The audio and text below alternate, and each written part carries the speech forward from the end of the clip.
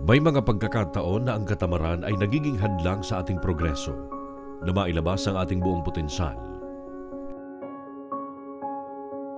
Ilan sa atin ay gusto ng easy job, petics, easy money o isang buhay na walang hassle.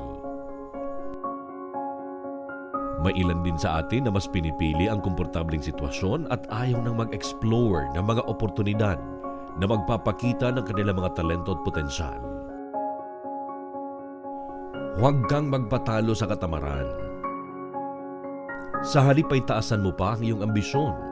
Buhayin ang determinasyon at gawing motivation ang iyong mga pangarap. Ilabas ang iyong galing at maniwala ka sa kakayahan mo. Sapagkat ang magandang bukas ay nag-aantay sa iyo.